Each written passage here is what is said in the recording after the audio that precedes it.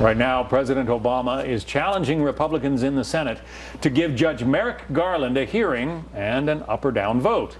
He is a longtime federal appeals court judge who's built a reputation as a consensus builder.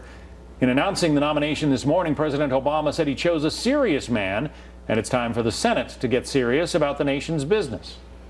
At a time when our politics are so polarized, at a time when norms and customs of political rhetoric and courtesy and comedy are so often treated like they're disposable, this is precisely the time when we should play it straight and treat the process of appointing a Supreme Court justice with the seriousness and care it deserves.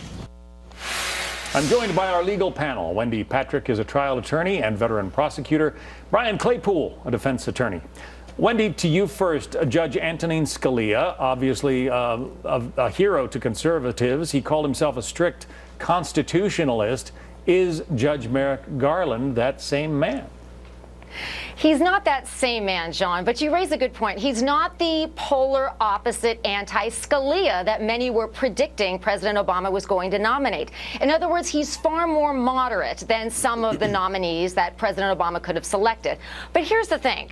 What we normally would be doing is, if in fact this was a nominee that the Senate was going to consider, he has spent 19 years on the Court of Appeal. In other words, there's lots of material to work with in order to vet this judge to tell whether or not he's a good candidate. But you just heard what the GOP leaders have said. They're not going to consider him. So they're not even going to look through those 19 years, which I might point out have been characterized as non-controversial. Although remember, there's also some soft on the Second Amendment opinions out there. But none of that is even going to matter if they're not even going to give Judge Garland a hearing. He does strike people as a tough law and order kind of judge, Brian. What else do you see in his resume, his background?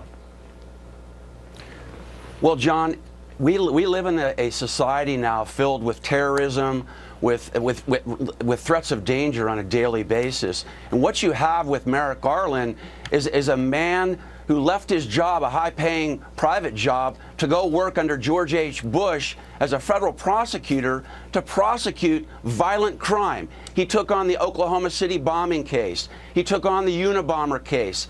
He is not reluctant to try cases and seek the death penalty when it's warranted, John. And the message that Obama is sending to the Senate is, look, I've picked a guy in the middle. I've picked a moderate. I've picked a guy who is going to hold criminals accountable. And I will tell you that there's going to be some serious political repercussions for the Republican Party if Mitch McConnell lives by his word today and says we're not going to hold hearings. This is playground politics. And Heather put up those exit polls a few minutes ago, John. You saw it. All 5 states yesterday, people are upset, they're fed up, they're betrayed by the federal government. They feel betrayed. And if the Senate's not even going to hold hearings, this is going to have a detrimental effect on the Republican candidate getting elected. Brian, as you say that, I mean, you're talking about a federal government that's been led by the Democratic member, the Democrat in the White House.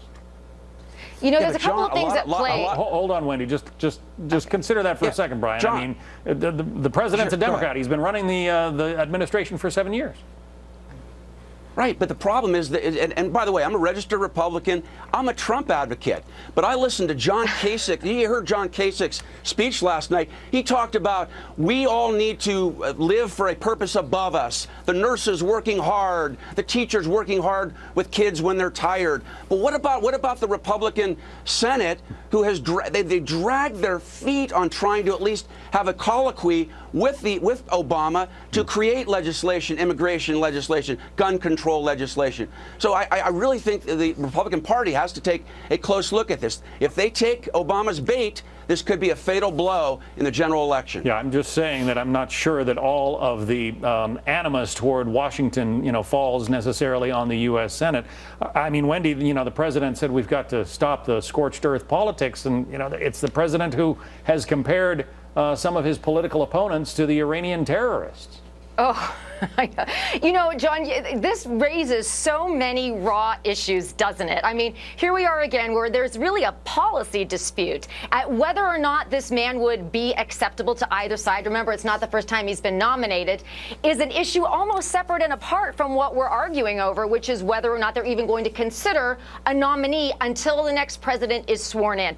All the issues are sort of getting conflated. I mean, the bottom line here is Lady Justice is blind, but jurists are not. So both sides have a vested interest in making sure that the next nominee is somebody they can live with, because we've got an empty chair on the Supreme Court. Well, now, while it's true the Supreme Court is not plagued with 5-4 decisions, nonetheless, it would be nice to get that vacated, nice to get that vacancy filled. Nonetheless, John, you heard the Republican leadership is steadfast even after today's nominee. January is going to be here before we know it. I don't expect they're going to reverse course and decide to give this man a hearing. As you well know, most of the very controversial decisions, though, from the court do come down as 5-4. That's a very good point, John, a very good point. And one of the points that's being raised as to what are we going to consider between now and then that actually might come down 5-4. Good point. All right. Wendy and Brian, we're going to have to say goodbye. We will see, obviously, what happens with this nomination and whether Judge Garland does get a Senate hearing. Thank you both. Brian Claypool, Wendy Thanks, Patrick. John. Thanks, John.